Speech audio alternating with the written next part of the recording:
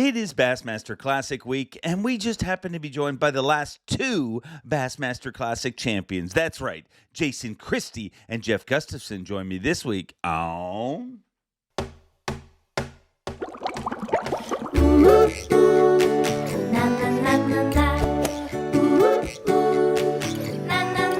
I'm Bob Cobb from the Bassmaster. Welcome to Mercer.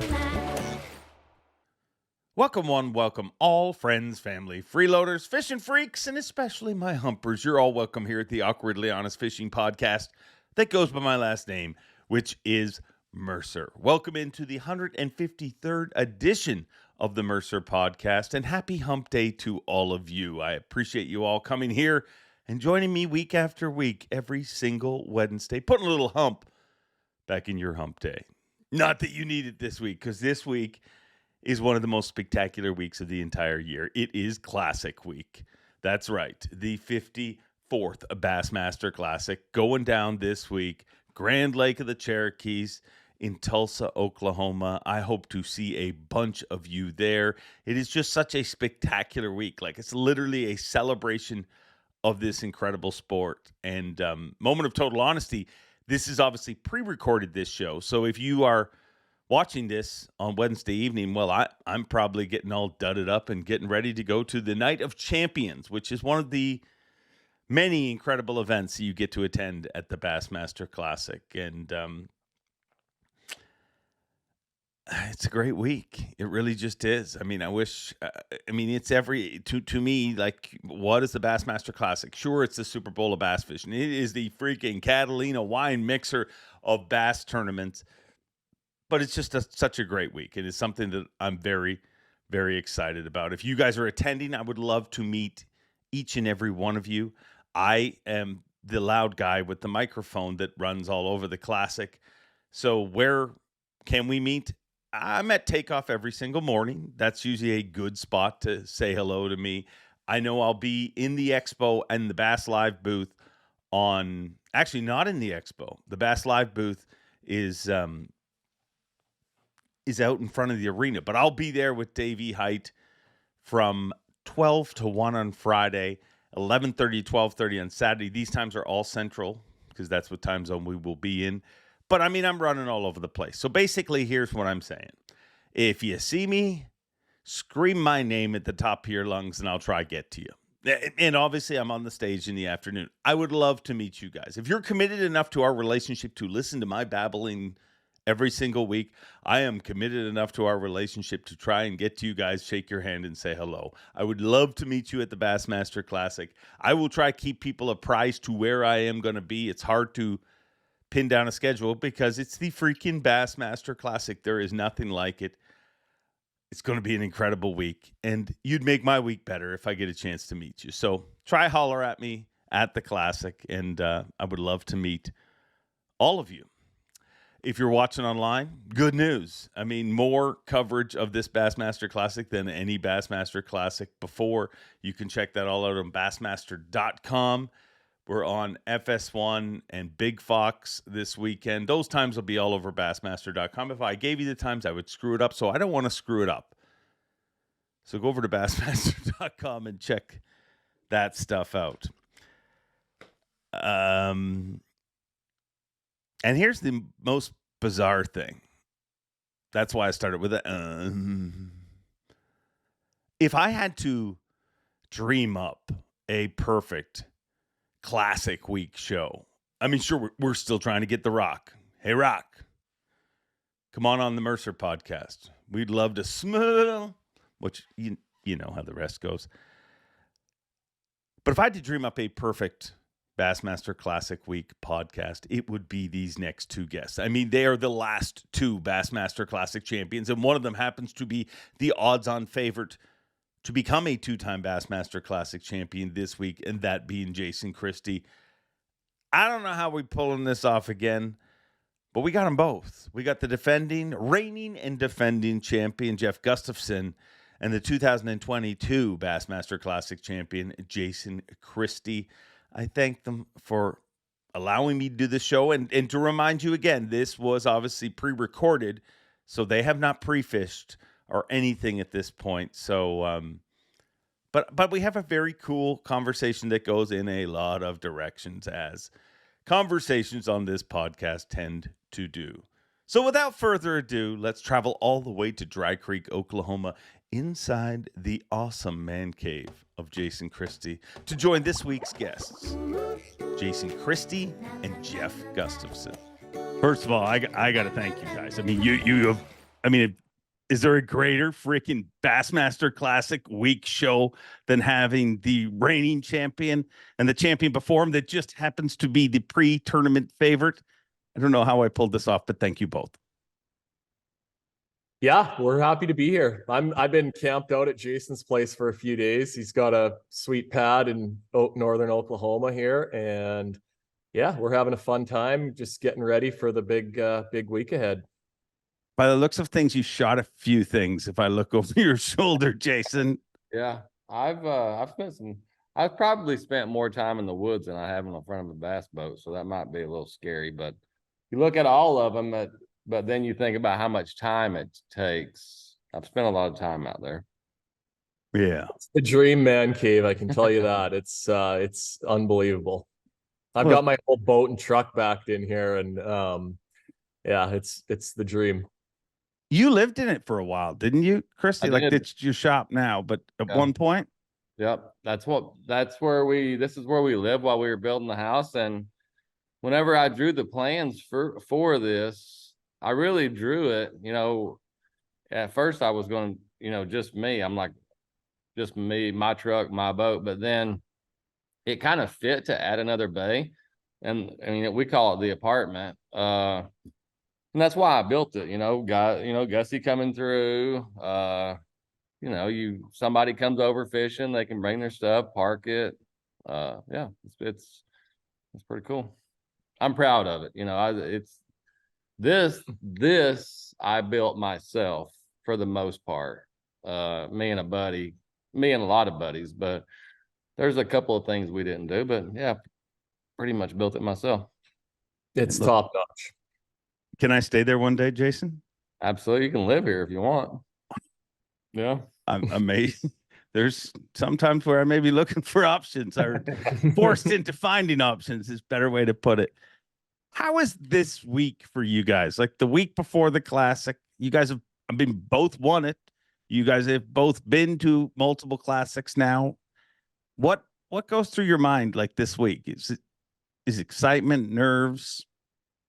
I'll go first, and then I'll let Jason have at it. Like for me, it's been an amazing year. It's a life-changing event, and it has been for me.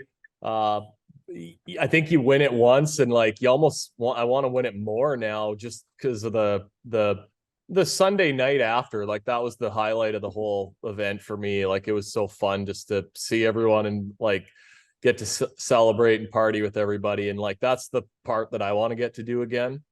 But yeah, it's been a crazy year. I'm kind of now like I'm ready to carry on, and I'm gonna give it my best shot to try and win again and all that. But like it's been a good year, but I'm ready to keep moving forward, Where are you at, Christy?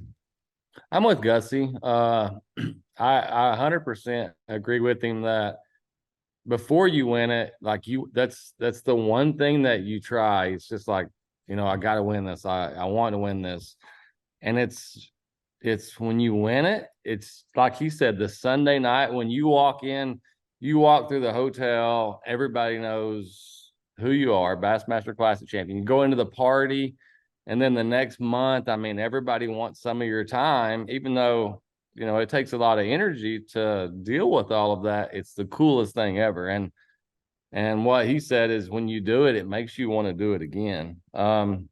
It's a little different for me, this Classic being at Grand with what happened there, the last two Classics. I mean, it's just, you don't get to just slide in, you know what I mean? And go fishing. There's a lot of attention on the things that you do, and it's going to be hard. I was actually thinking about it today.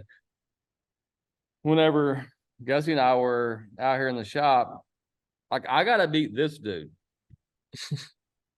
And then how many's in it? 55. 55, yeah.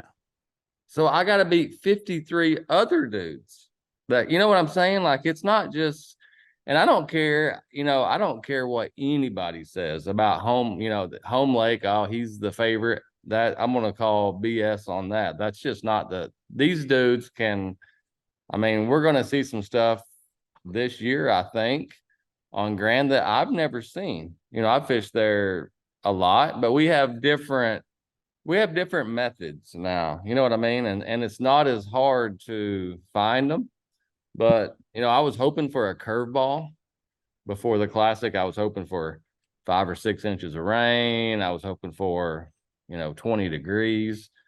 It's not the case. Like, there's not going to be a better fish catching week than the week that we're going to be there with the way the weather is lining up. I'm not saying it's going to take 35 pounds, but typically when we go there, it's 20, somebody will have 21, 19, 18, 16, 15. It's going to be 20. It's going to be boom, boom, boom, boom, boom, boom, 21, 19, 18. You know what I mean? It's going to be a fish catcher, and it's going to be hard to pull it off. But I'm ready. I guess both of you haven't done this yet, but do you think in some ways it's easier to win a Classic after you've won a Classic? I like a lot of things got to go your way. Something special's got to happen to win, like, for sure. Everybody's so good. Like, the field's so good. Whoever wins is going to do something that they probably didn't expect to do going into it and find something special. That's part of it, I think. So watching Gussy win last year, you said you got to beat 53 other people other than Gussy. Is there any solace in everybody goes in wanting to win, and on the water, you guys are doing battle. But I guess when your roommate wins, you're like, hey, if it wasn't going to be me, yeah. Or is it like he's going to be insufferable for a year? And I got to hand the trophy to him. I talked to him. I actually told him this just a couple of days ago. I talked to him during practice, I think at the end of the 3-day practice. And he told me what had happened during practice. But I could see it in his eye. I could see something in his eye. And Wednesday night, we go to the Champions Night or whatever it is. The Night of Champions. Yeah. And Gussy was off probably getting drinks, but it was just Shelby and I. And you can ask Shelby this at some point, but I looked at Shelby and I said, he's going to win. And she was kind of taken off, she said, well, you think? And I was like, I can see it. I can see it in his eye that he's just, and I knew how he practiced. He was all in on what he was going to do. It just, like, I knew it before it even happened. I just did. So it was his deal. Well, we almost screwed it up, but it worked out. It doesn't matter though. Yeah. It doesn't matter. He's got a trophy. Doesn't matter how it went down. Is it weird to have that feeling? Like, you're freaking Jason Christie. You're not supposed to be the Wednesday before the Classic saying, hey, he's going to win. Like, you were in the Classic. Is that, or did you already know that you just didn't have the kind of bite going? No, I actually had a really good deal going. I had some really, really good days, but my days were, there was a lot, I was seeing a lot of people fishing. You know what I mean? Like, I knew that the stars would have to line up for things to go my way. And I knew what he was doing really was the way to win. And it was 100% out of respect. I didn't mess with any of that stuff during practice because I knew that that's how he had won the previous year. The worst thing I want to do is show up in the canal down there and be fishing. You know what I mean? So I didn't, not to say that I could even beat him doing that deal. I'm just saying that I didn't mess with any of that. I just left it. And it wasn't my deal. I really think to win the Classic, you got to be doing your deal because there's going to be a time in the Classic when the going gets tough, like my 3rd day. You know what I mean? Like, the going got tough. And if you don't have 100% confidence in what you're doing, the technique that you're doing, all of that stuff, you're not going to do it. So I believe you got to do it your way. Just my thought. Well, I mean, you were clearly right. I mean, he won. You did hand the trophy to him. What did you say? What did you say to him? Do you have time to say anything up there? Or is it just? Yeah, like I don't even really remember. It's such a blur. Like the lights are so bright up there, and like I know it was a good hug, and like Yeah, that's what I remember. It was an awkward like half hug. Like I didn't mean to try to hug him, but like it just kind of ended up being a half hug, and I wanted the trophy, and yeah. Yeah, that was cool though for sure. Like, but yeah, that was just another one of the like just cool little things that happened that afternoon and evening, and yeah, it's a great tradition. I'm hopefully I can just hand it to myself, but if that doesn't work, then yeah, I mean I'm gonna. Who actually does that if he were to win again? Is it just some random person, or does I'll go pick it up off that table. No, that usually it'd be Lisa, our tournament director. So I mean, Tripp handed it to Hank Cherry the year he went back to back. So I would assume for this tournament it'll be Chris Bowes who will be on stage, but or maybe Lisa. I don't know what their plan is, but it's a weird time too. Like that split second that you're talking about, I never really stopped to think about it. But you guys are hugging each other. You're getting the trophy, and nobody wants to drop it. And then I'm yelling at you both to be like, make sure you go to the front to the X, or you'll be horribly burnt. Get up to the front. It is a weird. I mean, Christie didn't remember the freaking confetti. I mean, that story still blows me away. Do you remember everything that happened on stage, Gussy, or? Kind of like the one thing I remember about the confetti was it was so thick around me. Everything just went fully quiet. I don't know if I told you that. I think I might have told you that before, but like it was so heavy. It was crazy because it's loud in there at that point and everything. And like everything just went completely quiet for like a second. And then after that's kind of a blur. The one thing that when I watched it back that I kind of screwed up, because like the flag and the boat's like an iconic part of getting the boat ride out of there, and somebody threw a Canadian flag in the boat, but it was just kind of laying on the back, and I just never even crossed my mind. Shelby just kind of had got out there at that point, and we went in the boat, and like we're just so excited and happy, but I never got to like sort of hoist the flag up there. But yeah, that was really my only like thing that I look back and I watched it back that I kind of feel like I missed a little bit. But well, that's just more motivation to win it again. Get your flag right. Yeah. I mean, it is stupid. Like how it all plays out. Like it's really dumb. Like if you think of, I always think about like all of the pieces of that whole Super Six, everything that goes on. It's a lot of moving pieces. And nobody, like when ESPN owned it, I remember years ago when I was attending that classic, they had like a Super Six meeting right after the day 2 weigh-in, so you like, if you were in the Super Six, you went to rehearsal literally after the weigh-in ended on day 2. They don't do that anymore. And thankfully, because I think that would be tough on you guys, obviously, but we do all of that stuff without rehearsal. And if just not, I think everybody misses something. So did you get hate, Gussy? Did you get some Canadian hate? Nobody really noticed it, I don't think, because I never heard about it from anybody on that. But that was just something I noticed, like watching it back. But I think that's a pretty cool deal if you think about it. Like Clun did the same thing, right? For 4 times. And like Gussy said, it's tradition. And honestly, that's one of the things. I don't remember a lot that happened on stage, but that's one of the things that I'll never forget. I mean, riding around there, I had Shannon there, he had Gus. It's pretty cool. I wish I could have put my whole clan in the boat and rode around, but it is what it is.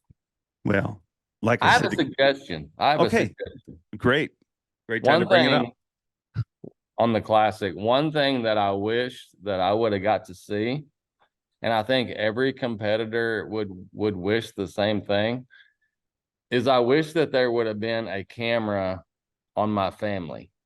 Yeah. You know what I mean? Because my family didn't think I was going to win.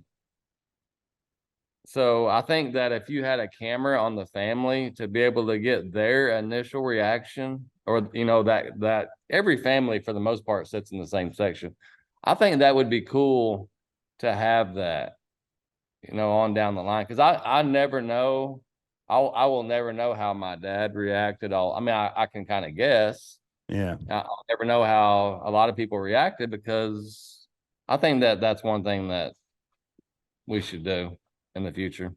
I'm going to bring it up in the TV meeting because I totally agree. And we've always been good with it. In the past, there's been a lot of different, but then you also hear horror stories like Hunter Welcher was brought down, and she thought, well, Kyle won the Classic. You know what I mean? Like, you hate to do it that way, but I agree. Like, we can get them down there. We've got time. Have a camera on them in the crowd. In the same sentence, she was brought down there. She thought she had won, and Shannon was brought back there thinking that she was going to lose, because you have the top two. You know what I mean?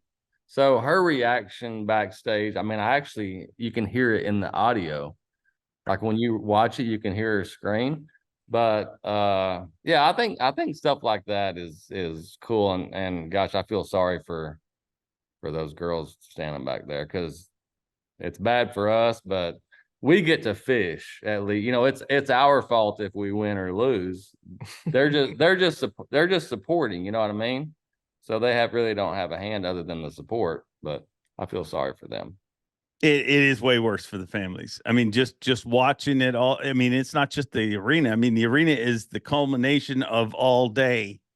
And you both, took years off your loved ones' lives. If you look at how your Sundays went, everybody thought, Christie, yours went a little better than reported.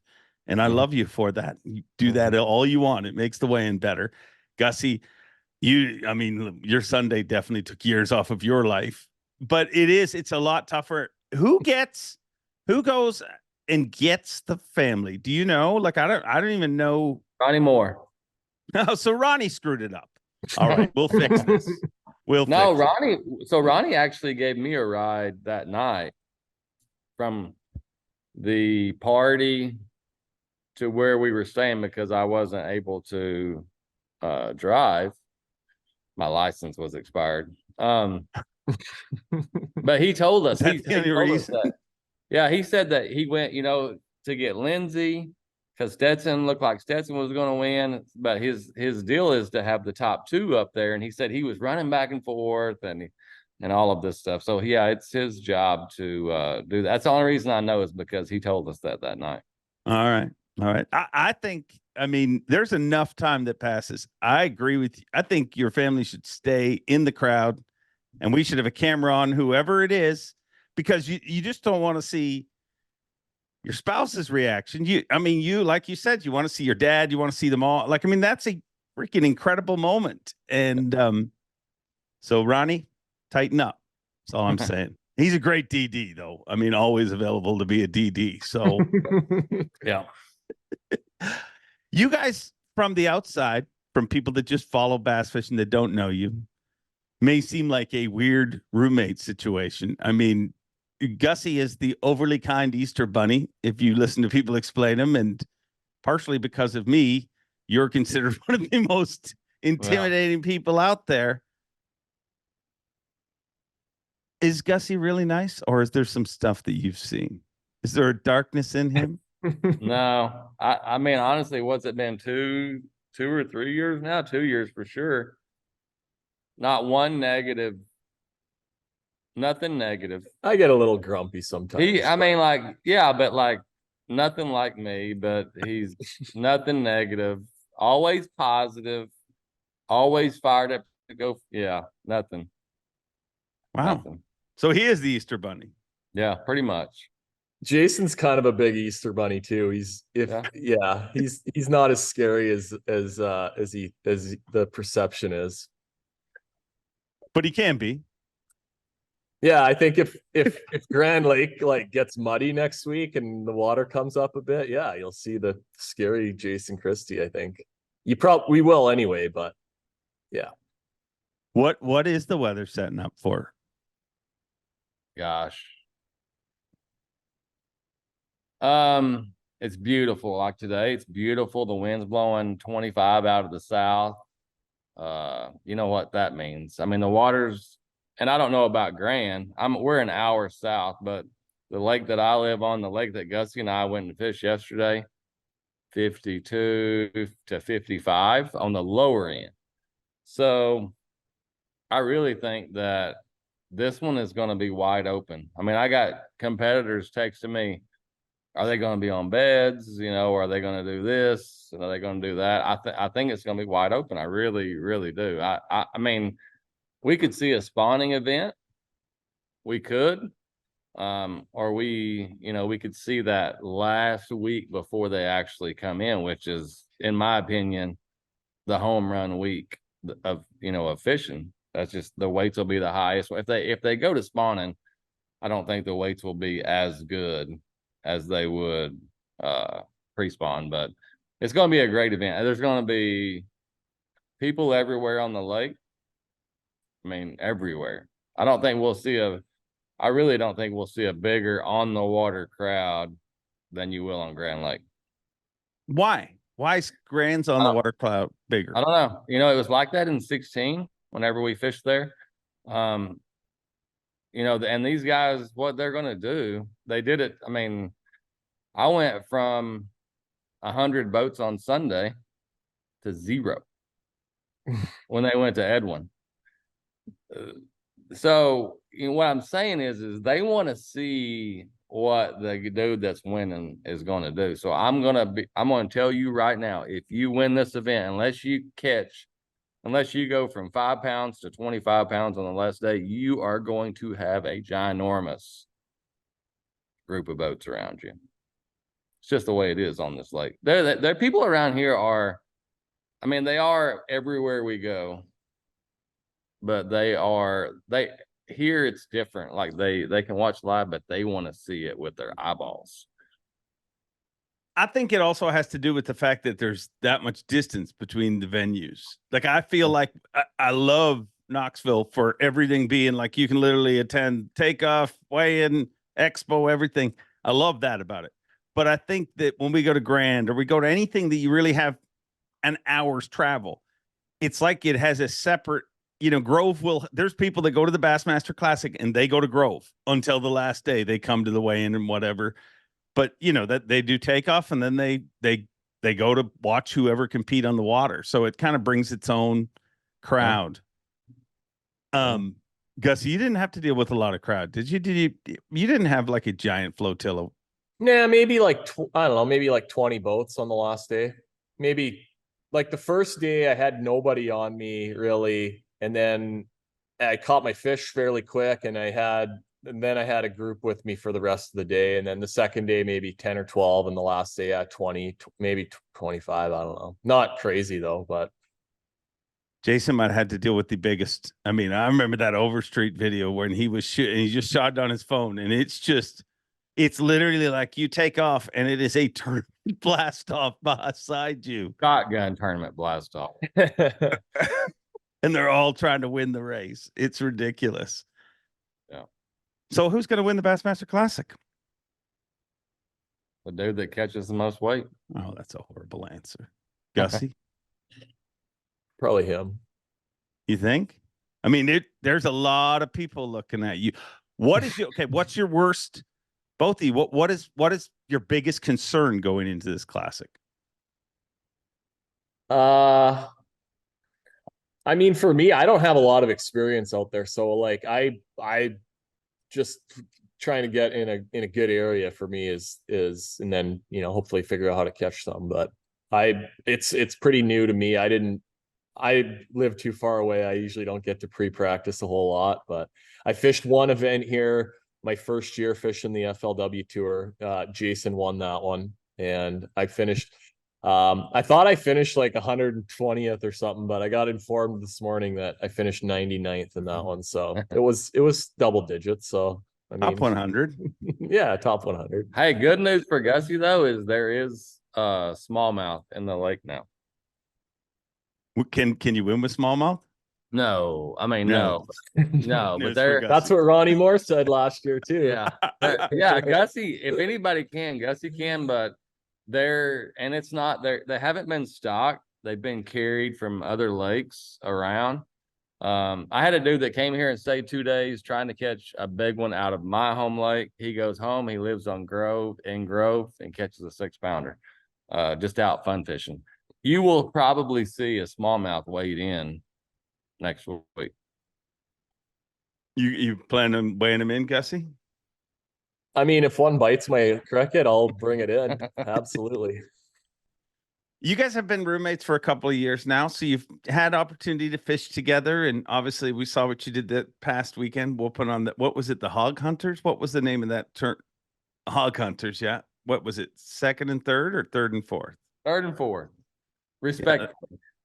Yeah. I mean, that's what you want to do as a classic champion. You want to have a nice finish, but you don't want to piss off the locals. Well, it was one of those deals where they had. I wanted to be fishing. After coming back from Texas, I didn't have good events down there. I just wanted, it's not. And like Gussy said, it's not about the money.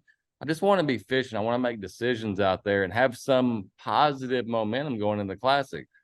Well, when he got here Friday, I said, hey, they're having a tournament tomorrow out there. It's a draw event, singles, and I'm probably going to go. And they're like that. He's like, I'm all in. Let's go. How much is the entry fee? So then we go have dinner. We have some apple juices and things like that. And I'm just like, oh, man, it's cold the next day. I told Shannon, I was like, if Gussy didn't want to go, I probably wouldn't go. But it was good. I mean, you drop him off, hasn't been on the lake in what, 4, 5, 6 years, and only spent a week there. And I knew whenever I told Shannon, I was like, Gussy's going to catch him. He's going to. So Wow. It was fun. Yeah, it was a lot of fun. It's a good lake. I mean, it's got lots of fish in it. And yeah, I ended up like, it was one of those deals for me, like not knowing a whole lot about the lake. It got pretty windy and I just ended up fishing in the wind all afternoon and just fished the conditions and had a good day. It's hard to do that sometimes when you know too much about a place. So you guys have also fished together quite a bit. Christie, I want you to assess Gussy on your you're kind of known as fishing the bushes, spinner baits, jigs. You're a power fisherman. Assess Gussy's abilities in your strength. Gussy's abilities in what? In fishing to your strength. Like if we're I'll answer it for him. I would be ashamed probably if I had to cast for cast with him up at like flooded stuff. So he hasn't got to see how bad I am at that yet. So I'll tell you who Gussy reminds me of from a fishing kind of personality is Edwin. Because really? Yeah, and this is the reason, because just all around, and I'm just talking about fishing, but I feel like he can do whatever he has to catch them. I'm different. I'll get my 4 or 5 rods out, I lay them out, and that's how I'm going to catch them. I'm either going to catch them or I'm not. And I mean, you'll see him on the bank. You'll see him. I mean, I never know at the end of an event what he's going to say. I mean, he's flipping trees.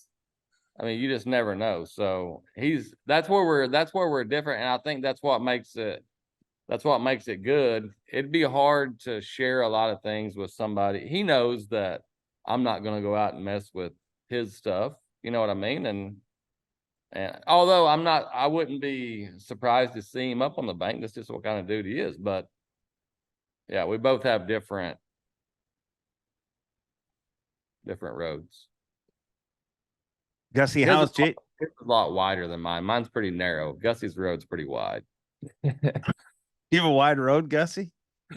I guess. right. Yeah, I feel like I do carry like way more tackle in my boat than I need to, and like you just you compile and pick up all these things over the years, going to all these different places, and yeah, I got a lot of tackle in that boat that I haven't used in years, and I probably need to get rid of it, but yeah, like getting to fish with Jason and like like Seth and a lot of the guys that have had a lot of success. The thing that I like admire the most is that it's not secret lures. Like people might think that it's secret lures and stuff like that. So much of it's just like good decisions in the boat and like simple stuff like be quiet in the boat, make good casts, don't make a lot, if you're pitching stuff around, don't make a big splash.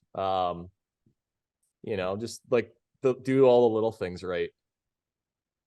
I tell people that all the time about the elites where they're what's different, they all think, oh, you've been in so-and-so's boat and you've seen that. They all think, look, well, there's this little lure with the lights and it's so much different than anything you've, but ultimately it's like you guys, everything is, there's always moments of weakness, I guess, in a day fishing where you would say, the time, like, and if you add up the time wasted from arriving to a spot and stopping too far, getting too close, all of that gets missing. Like everybody's got it whittled down to, and there's very few exceptions. Like Aaron used to stop and like respool lines in the middle of a tournament, which you don't see that. Like, he would spend 20 minutes doing that.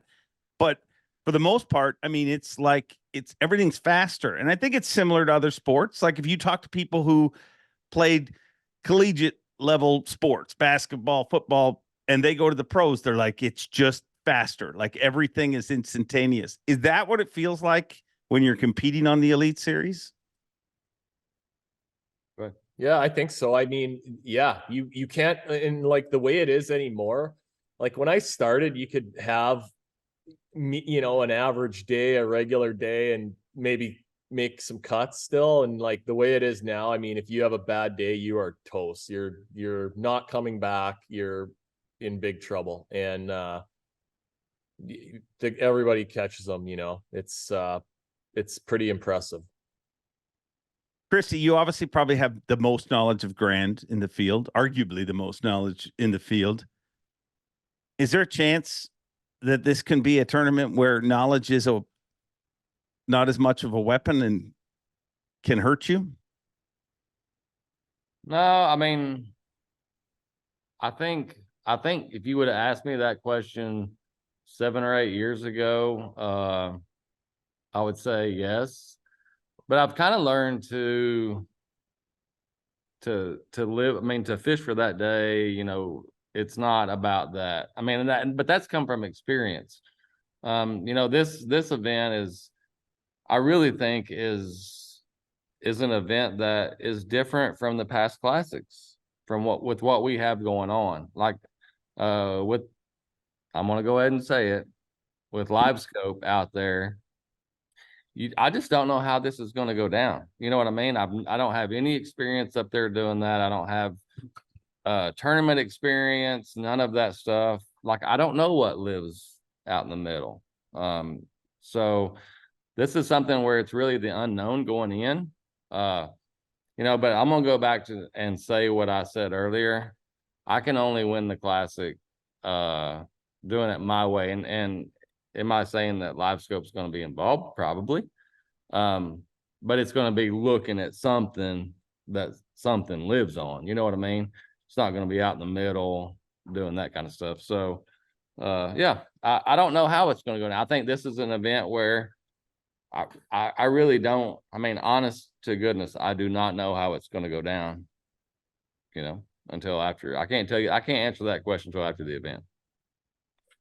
Is it going to be an event that we're going to see an angler have to do something different?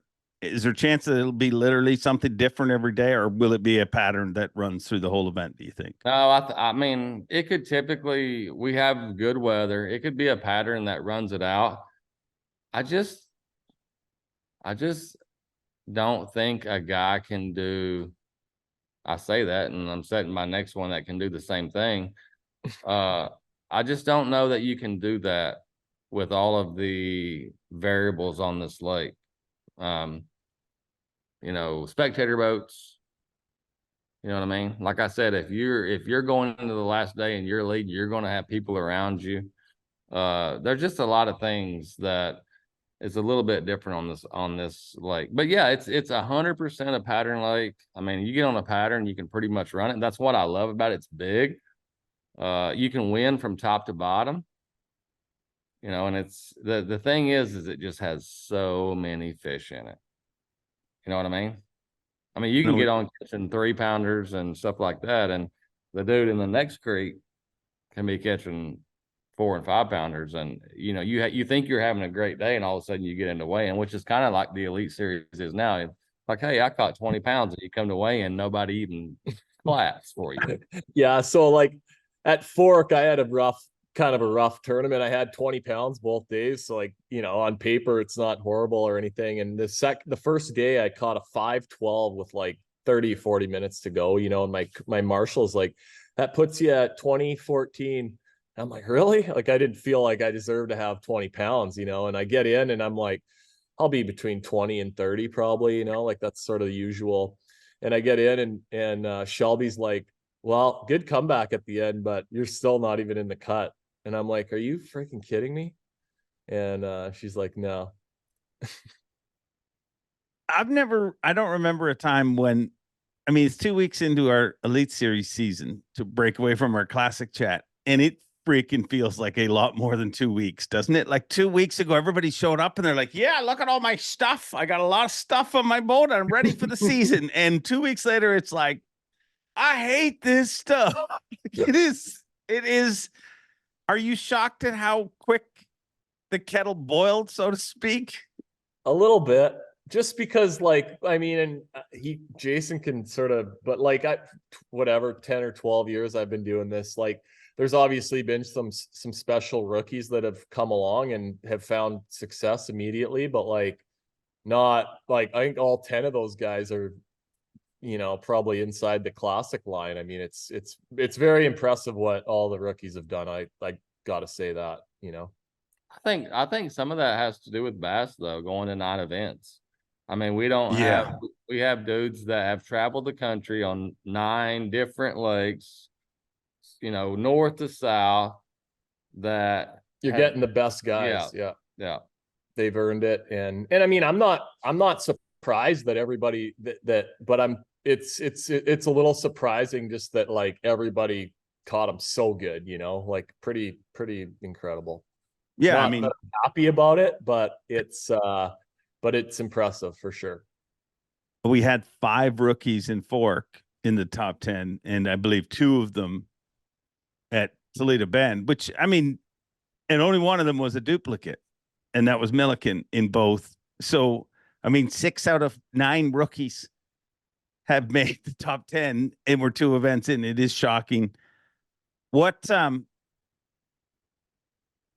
think that's the weird caveat going into this classic where everyone's like, yeah, I think it's going to be this, but there could be that.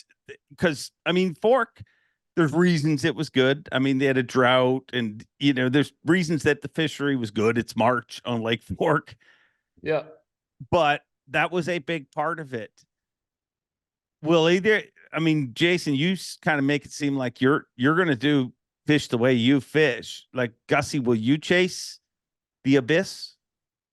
I mean, I got to keep it honest. I mean, it's apparent that I need to get better at using that stuff. And that's my, in the coming weeks and months, that's my primary thing I want to work on and I'm gonna get better with it. But it's hard to and I'm not that old, but I've bass fished for a long time, and it's hard to just give up on these things that and rules that you have and so forth. And you saw that a lot of the guys that were successful at both events didn't take their eyes off their screen, and that was just the conditions set up for that. I don't think every event's going to be completely dominated like those 2 were, but you're going to see these guys be successful at every event we have this season using that technology. And that's, you know, I'm surprised how many like people have been kind of crybabying and whining about it, just because like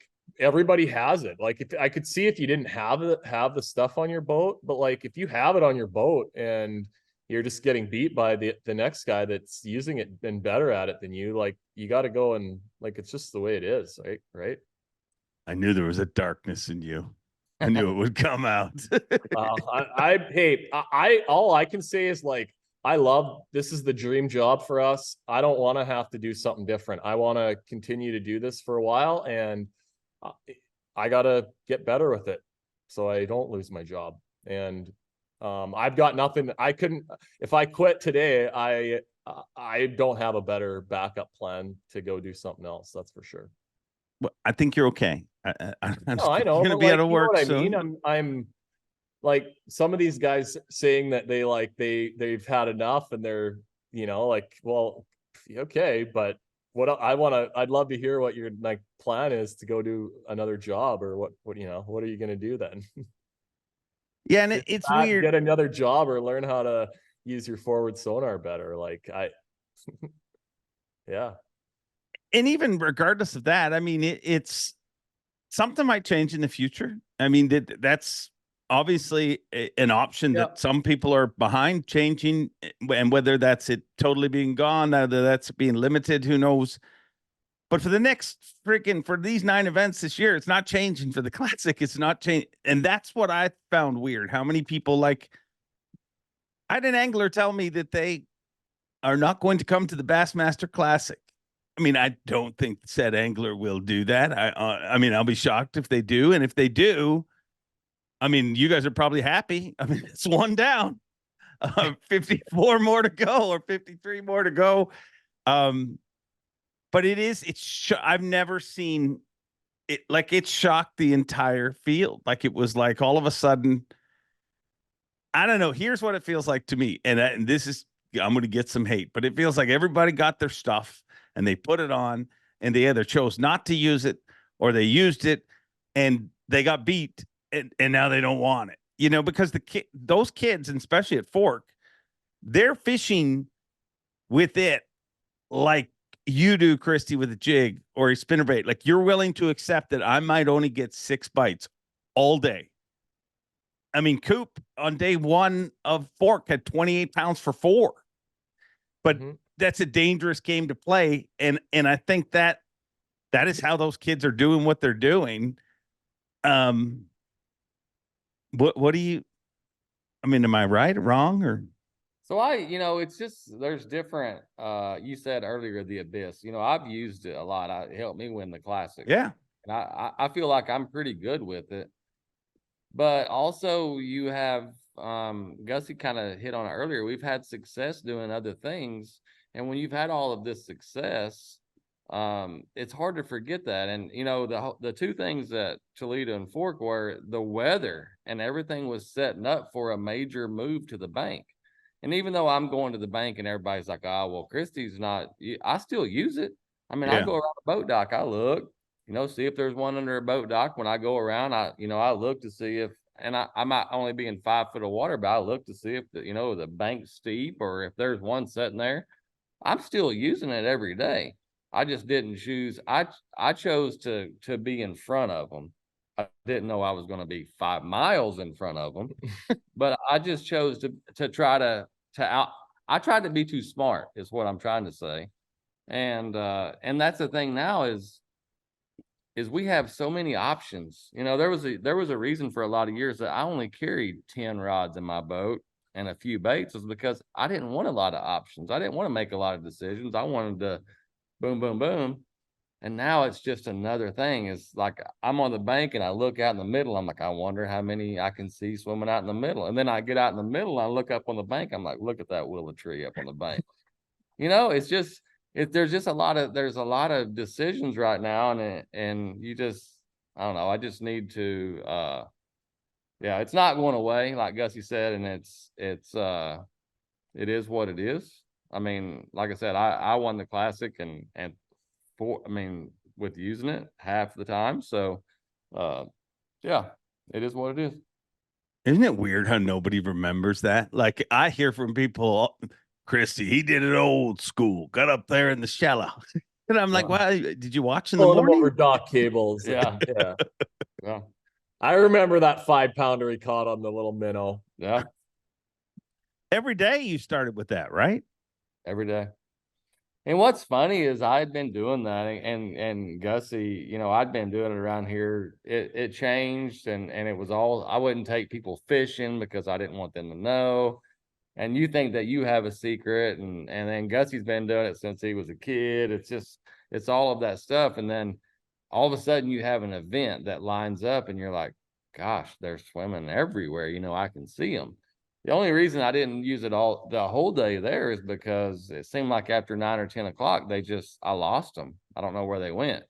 I couldn't find them. So I had to end up going to the docks, and I felt like I could catch a bigger one,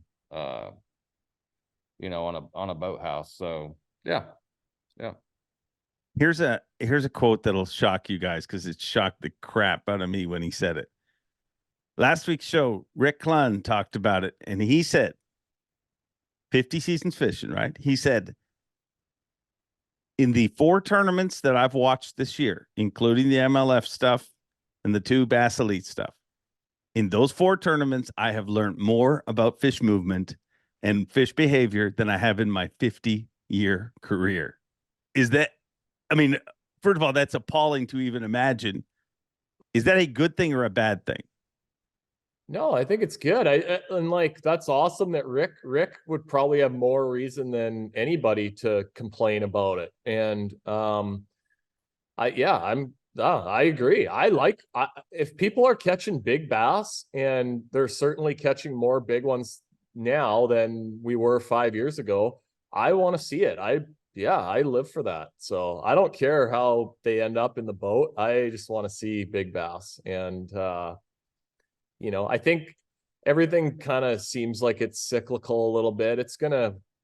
Things will work out, and it is what it is. But if you want to like fish professionally and fish like high level tournaments, you kind of have to be good at everything if you want to hang. Do you guys think there's any chance of it going away? I mean, I don't know. Like every 9 out of 10 people that like competitive bass fishing have it on their boat. I think. Like I don't know how. The Elite Series will be the only. If you're on the Elites, I could tell because he doesn't have forward facing sonar on his boat. That's the only way. I mean, they'd be the only ones. But well, like I'm fine either way. I don't. But like either way, you're never gonna hear me be a crybaby about it. So it is what it is. He's the nice guy. No, I mean, so why are you different? Oh, no. I'm not different at all. I totally 100% agree with him. But, you know, like he said it perfectly. Like, this is our job. Every year that we start, there's a set of rules. The rules right now say you can use it. And by George, you better get better at using it, or you're going to finish 70th at Toledo Bend and 6th, you know, whatever I finished at. So you better learn to use it. And I want to go back to Clunn. So one of those days, I don't remember I think it was at Toledo, I got to do the live with him. You know what I mean? Yeah, I saw that. Yeah, and here's a dude sitting here, and I only did it for a half hour with him or something. He thinks on a different level. Yeah. Than what everybody else does. Like I'm sitting there, we're watching live scope on the screen, you know, and stuff like that. And some of the things that he said, he's just, he's on a different level, even than me. He's talking about things that I've never even thought about. Then it all made sense. But I mean, that's the reason that's who he is in our sport. Is like Gussy said, he had the perfect opportunity to complain. You know, he's been doing the same thing for 50 years. No, he's learning from it. And that's what makes him, I think, pretty cool. He's the best. Yeah. I mean, I love, if you get next to him in the bag line, you know, he'll talk to everybody, and he'll talk to you about, like, I've probably spent more time talking to him about non-fishing stuff than fishing stuff. And like, he always has questions about just stuff back in Canada, and just real, just a smart, sharp guy. And I'm sure glad that he's still getting after it, and it's pretty cool. Yeah, I've liked Rick for, obviously we all love Rick. He's amazing. But for years he was like a mystical character. Like I didn't know him that well. And over the last number of years, we've really got to know each other really well. And now he comes on once a month to the show. And dude, every time I ask him a question, I'm like, I mean, I know I'll ask you guys questions that I think I know the answer to. I mean, I've hung out with you guys quite a bit, but he's the freaking exception. Like we got talking about time machines. He mentioned the time machine, and me being the idiot that I am, I'm like, hey, Rick, if we had a time machine, what year are you going to? And he's 77 years old. Every 99% of humans on Earth would be like, well, we're going back to when I was 20 or I was 30 or whatever. He goes, I want to go to 2044. And I'm like, what? Why do you want to go to 2044? He says, well, I know what happened in the past. He says, I want to experience the future and see how this all turns out. And he doesn't mean fishing. I think he means his family's lives and everything like that. And I'm like, you could ask 100 people, and I bet you there's 2 that would go forward. That's just not what people do. Would you guys forward or backwards? I didn't even, when you started that, I'm thinking like, yeah, probably like when I was 19 was a good time. Yeah, no, that's awesome. I think that's really cool. What was it like when you were 19, Gussy? Tell me about it. Well, I mean, I had fun. I think I was like, I slept in a couch in one of your hotel rooms when I was 19 in Winnipeg for sure at the annual boat show rodeo up there. I forgot you did sleep. Like more than once too. Yeah. Like, Mercer, I need a place to stay at 2 a.m. Like I got a couch. You're not sharing the bed with me, but I got a couch. I didn't know that he owned a hotel. No. Multiple hotels. We were just at a point in our career. It's different now. Like, I mean, back then I'd get a hotel room come to me from whoever. Yeah, I had like $80 in my bank account, and like I'm like, this guy running the show better pay me that $300 he promised me on Sunday.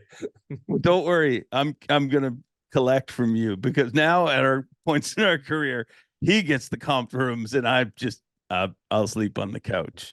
Yeah. We did have some good times, Gussy. I forgot about you. It's weird. I mean, when I look at your career, that was the weirdest thing for watching you win. Like I watch everybody win, and it's cool. And I mean, I think it's the coolest moment in the sport. Like, I mean, and I think even when I'm not doing the job, I'll be like, the hair in the back of your neck stands up. But from you, it's like, dude, you're Gussy. I mean, you're freaking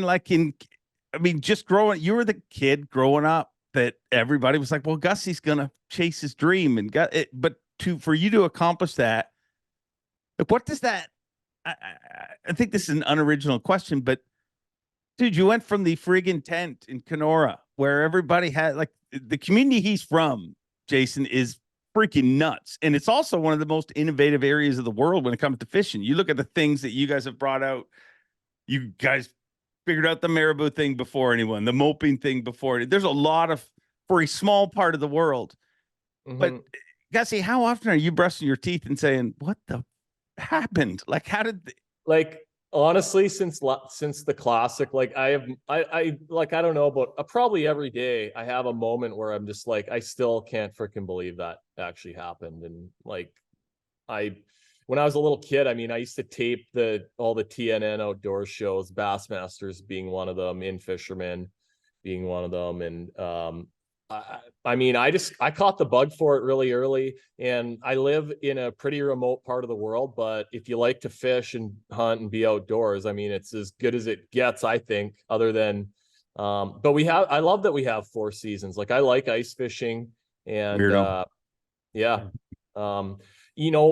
probably when I was 19, the path that I was aiming towards was probably more of the one that you've taken, like doing the TV show thing. And I did that for a bit. But I absolutely live for like bass tournament competition, and caught the bug for that pretty early. And it's really pretty crazy that I've ended up where I have. And yeah, I've caught a lot of, caught some lucky breaks along the way, but it's been fun. So you two were brought together through love, not for each other, but for the person that you love. I mean, that's who brought you together, right? Shelby and Shanna decided, Yeah, they hey, kind of you guys need to be friends. Yeah, no, the girls kind of hit it off first, and I think I spoke to Jason in the bag line a couple times and whatever, but we didn't really have a relationship. And so during the season at a lot of the events, the wives and girlfriends will have activities, sometimes lunches, and go do stuff. And they met at one of those, and yeah, have got to be best friends, and we've been a little traveling family, I guess, the last couple of years. So it's good. We have fun, and we all get along, and it's, yeah, I've enjoyed it a lot. Yep. There's the four of us, and then Tucker's the mutual kid. Yeah. Yeah. When you guys first started, I mean, did you know each other very well at all? Like, or was it like, I mean, Gussy, wasn't there a point where you're like, holy crap, I got a room with Jason Christie? Yeah, kind of. For sure. And, but yeah, no, it's been fun for sure. Well, like you said, we didn't really have a choice. You know what I mean? Like, the girls made the decision, and that's what it was going to be, and it is what it is. And we're lucky, like to not have the girls with us would suck. Like I would, especially for, like, I don't get to go home between events as much as everyone else, just because we live so far away. And luckily, like, Shelby has a job that's fairly flexible, and but I think, like, Jason probably be the same. Like, it's awesome that they get to come and sort of do the whole experience with us, and makes it a lot better. I can tell you that. Shelby missed rooming with the Johnston brothers, or no.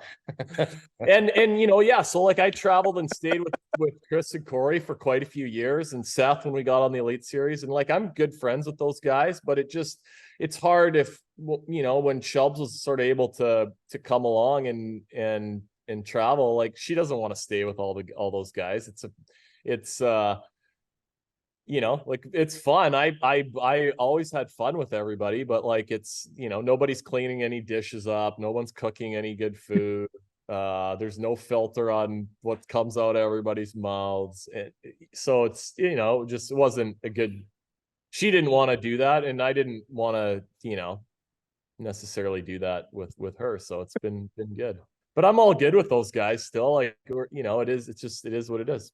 Yeah, no, I wasn't worried about your relationship. It's Shelby in particular that I thought. But yeah, no, I mean, I wouldn't want to stay with the Johnsons either.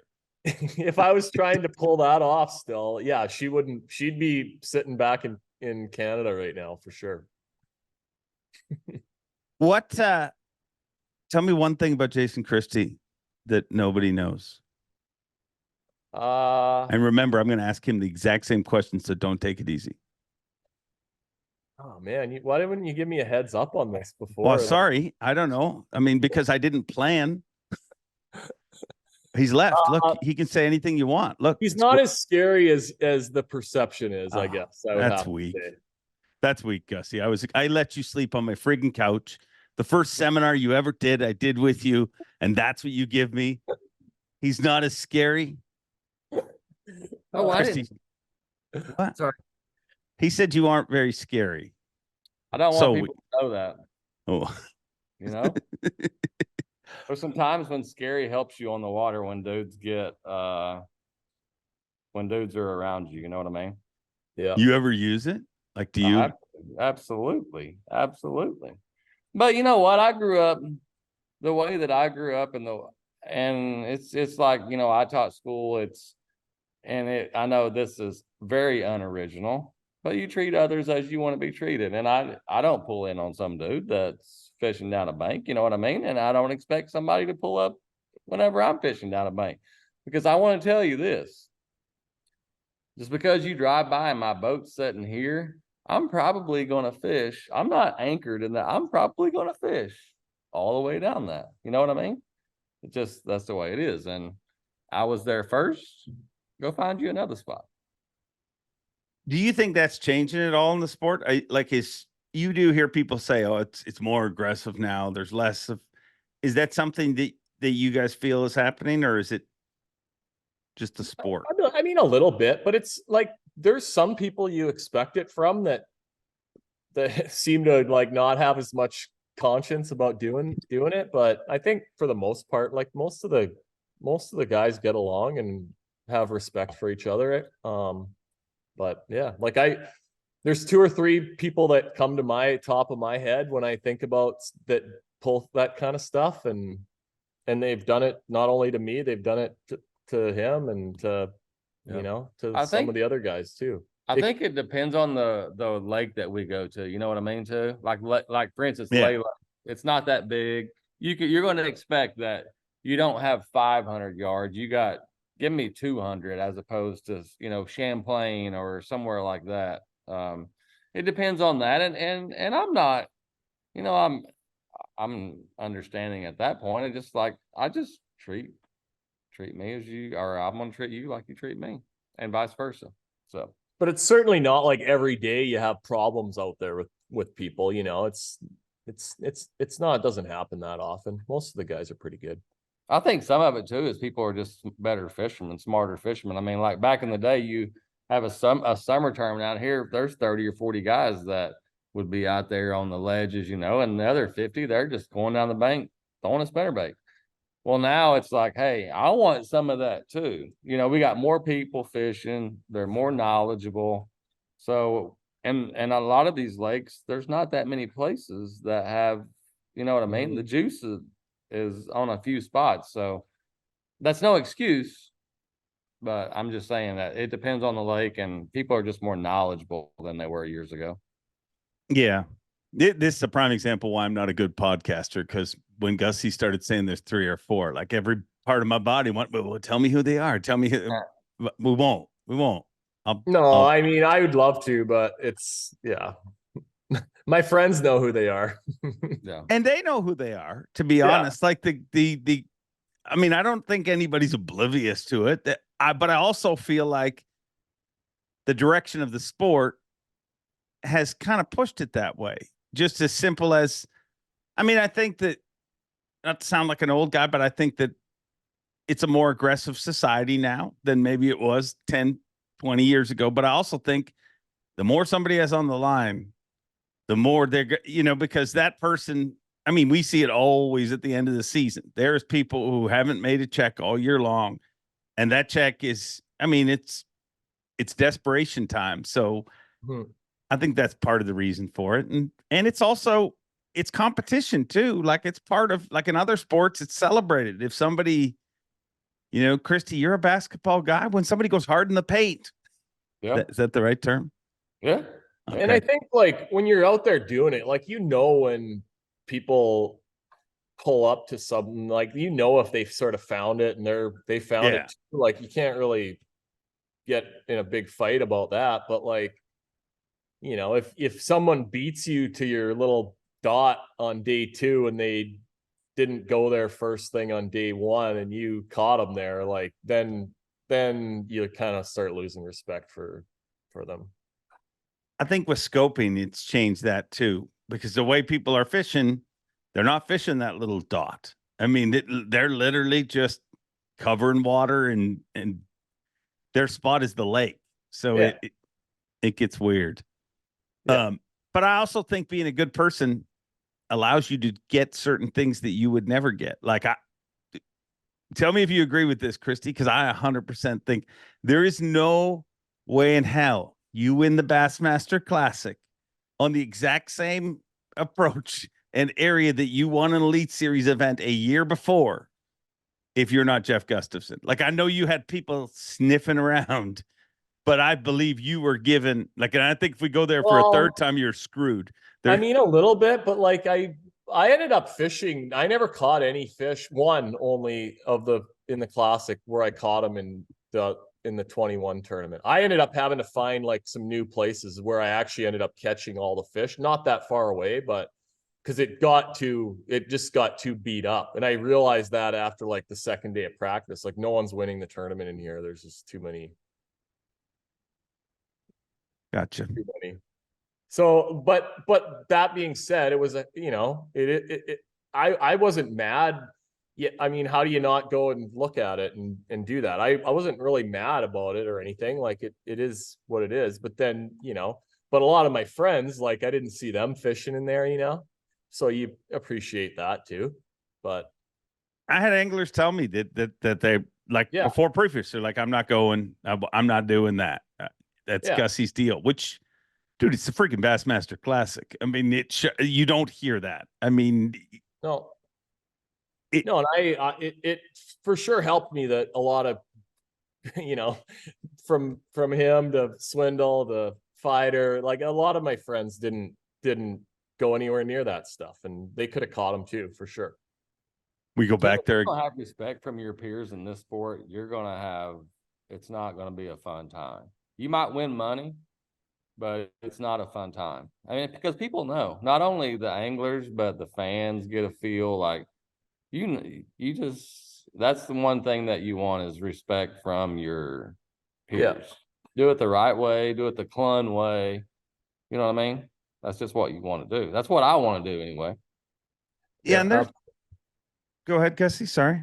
No, I fully, I absolutely. I've certainly gone out of my way, as I've come up, especially in the early years. Like I'm this outcast from Canada in a different boat. I didn't want to have a bad reputation at all, and I got bullied a little bit in the earlier years for sure. But yeah, I want to have a good reputation for sure. Do you think everyone gets bullied at the start? Not bullied is a wrong word, especially nowadays. Yeah. But you know what I mean, but like there's part of that. Not that people aren't nice to you, but there is like, it feels like you got to be around for a little while until like there's a feeling out process. Do you both agree with that? It's changing. I mean, it's changed over the past years, but I don't know if I really would agree with that or not. I mean, I treat every day. For one, I don't look up. That's just, I don't know. You know what I mean? But you're Jason Christie. Who the freak's gonna bully you, bro? I think it's a little different. No, it was like that, earlier. I think it's like that. I think generally what you're saying is true. I mean, you pull in on somebody or around somebody and they don't recognize who you are, then maybe you weren't supposed to be there. Yeah. To them is what I mean. Not that you didn't find the spot or whatever, That's the thing is everybody now can catch them and everybody knows what to look for, and a lot of people find the same stuff. And I'm a firm believer that you're not going to win on the best stuff on the lake. You got to find like the best thirds, because everybody's going to find one, two. You want to find that best third stuff. Gotcha. Crazy. Gotcha. I think there's a bit of a code too. That, like you guys said, everybody knows those that take kind of shortcuts, and you see it. Like when we don't have as many tournament meetings anymore that we used to have, and yes, I miss a few of them. But you see it there. You know what I mean? It really stands. Like when we've had people who have done suspect things in the past, and people, I mean, you're right. The best way to explain it is it's going to be not fun. It's going to be like, I remember looking at certain people and being like, how do you come into this every week and know that you're going to sit alone? Like, not that but I mean, it's not quite like hockey where they'll jersey you and beat you up, but I mean, there is a weird, I don't know. And I think you also see that in the winning moments. You know what I mean? Like both you guys won and unanimously. There was nobody like, oh, can you believe so-and-so won? Like it was a lot of people happy. So. And we're talking about a really small percentage. Tiny. Yes. Yeah. We're not talking about a third of the field, or even we're talking about a minute. Yeah. So it's not like that. The Elite Series guys, it's no, like I said, a lot of the guys are my best friends, and we all are getting to do something that we love. We're all pretty, have share a lot of the same things that we like. And so we get along, but yeah. All right. But So that's the best role to live by, is like, if you don't want it done to you, then it's probably, if you're thinking like, maybe this is wrong, it probably is. And maybe you just step back a little bit, but starting to sound like an after school special. I mean, it does. yeah, well, sorry. I mean, we need a couple F-bombs in here. What do we got to do to spice this up? No, you don't have to do that. It's exhausting beeping them all out. Matt Robertson is tough, dude. I mean, I swear, everywhere but on the stage so far. No. So let's talk about a classic real quick. If it's not you two, who do you think is, like, Christie, who should they freaking follow? I don't know about follow.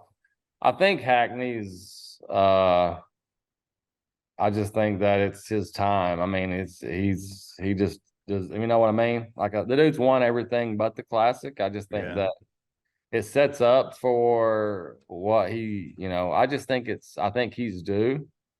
And then, gosh, but that's the thing with the group now, is you can't, and the technology, dude, it would not surprise me if anybody in the top 55 won. It would not surprise me. I mean, it's not like, these 25, that ain't the case. We've seen that the first, in the beginning of the season here. It don't matter no more. Like, you're one of 55, and that's what I feel like going to Grand. So, as far as, just the gut, I feel like Hackney has kind of it's his turn. That's really the only pick, but I really think that it could be anybody. Gussy, who you going with if it's not you two?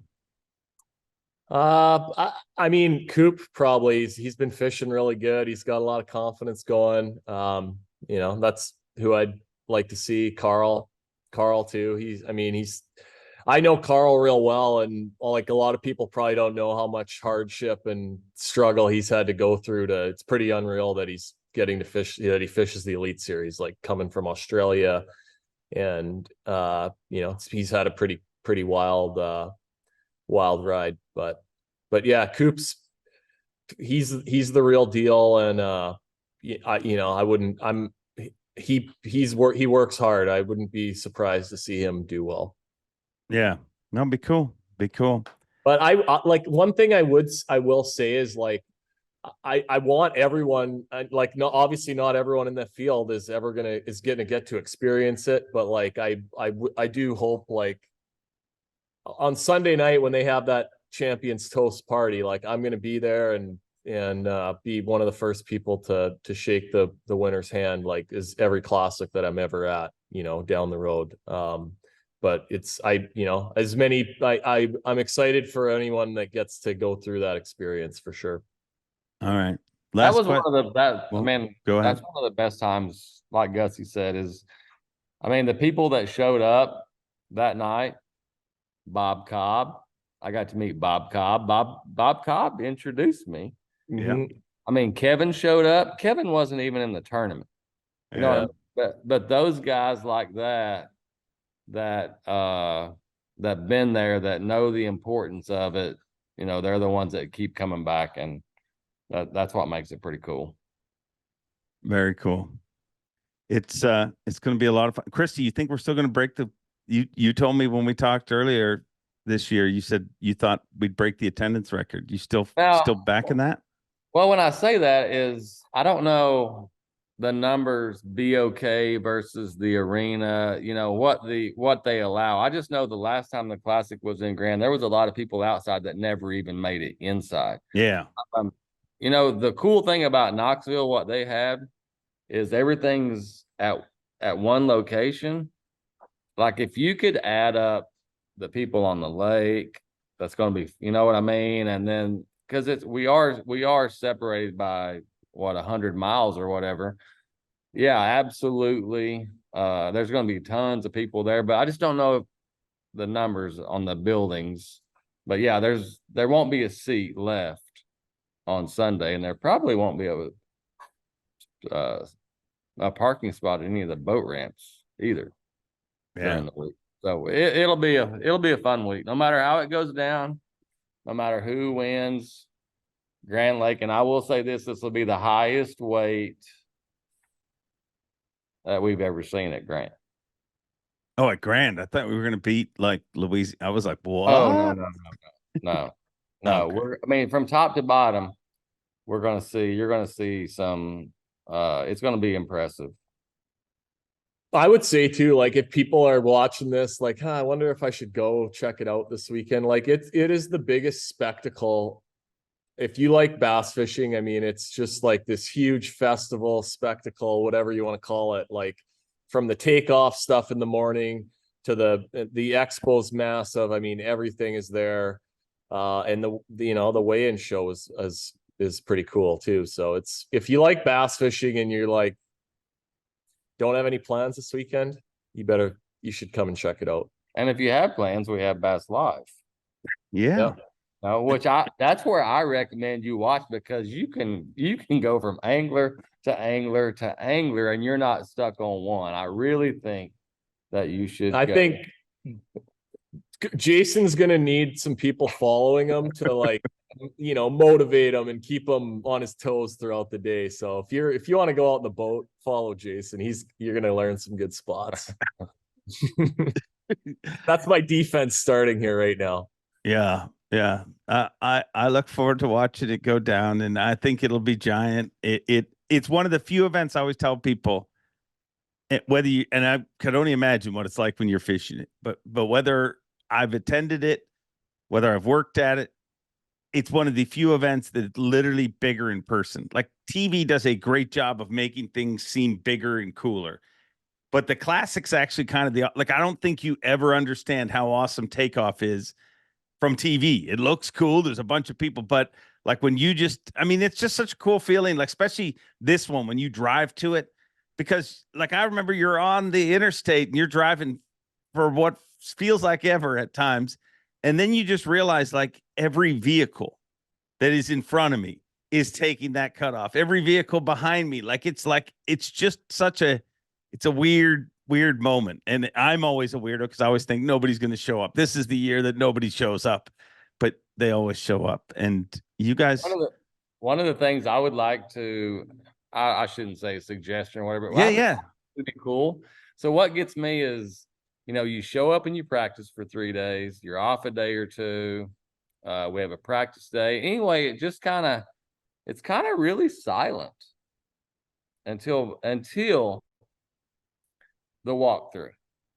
Yeah. And during the walkthrough, when you walk into the arena and you see the stage and you listen to, there's all of this stuff, that's when it always hits me. It's just like, oh gosh, it's about to happen. If that happened before practice, like you would see everybody be running around crazy, doing all kinds of stuff out there. It's just funny that's when it really hits me is the time when we walk into the stage, nothing else. When we walk there, it's just like, because you've been there, we both, and a lot of people, when you pull into that arena and it's full, it's just, there's no other feeling like it.